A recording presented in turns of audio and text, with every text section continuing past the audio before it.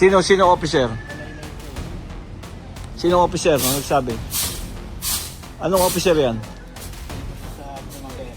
Official ng Primavera?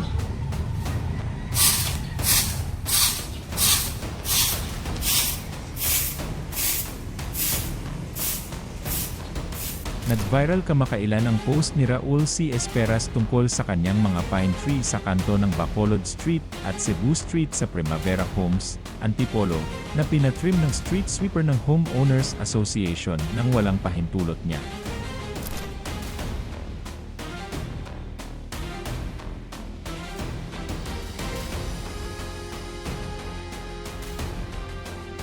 Ayon sa kanya, isang opisyal ang nag-utos na putulin ang mga sanga ng puno kahit hindi siya kinonsulta.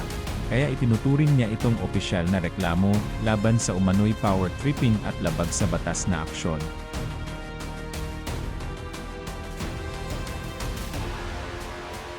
Humihiling siya na si Chairman Lance Buerano ay imbitahan ang opisyal para sumunod sa legal na proseso, at kung hindi, magbigay ng certificate para makapag-file siya ng legal na aksyon at humingi ng kompensasyon.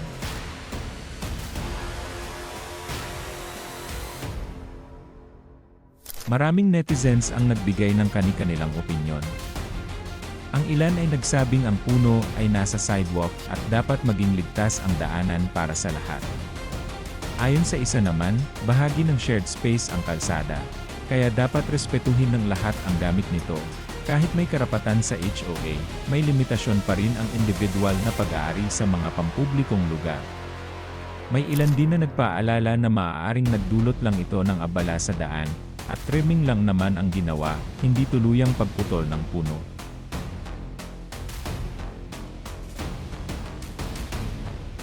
Ilan sa mga netizens ang nagsuggest na makipag-usap na lang ng mahinahon kaysa agad mag-file ng kaso para hindi masyadong stress. May ilan ding nagsabi na nakatulong lang ang trimming para maging ligtas at malinis ang daanan at hindi naman nasira ang buong puno. May iba rin na nagtatanong kung sakop pa ba ng property ang lugar, at base sa mga larawan, maraming nagsabing nasa labas ng bakod at nasa sidewalk ang mga puno, kaya limitado ang kontrol ng may-ari.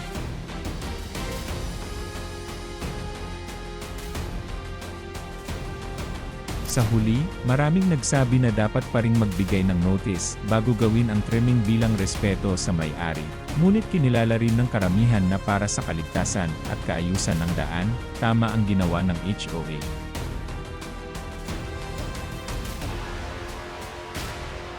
Ang pangyayaring ito ay paalala na kahit sa simpleng trimming ng puno, mahalaga ang komunikasyon, respeto sa batas, at kaayusan sa komunidad para maiwasan ang hindi pagkakaunawaan at legal na abala.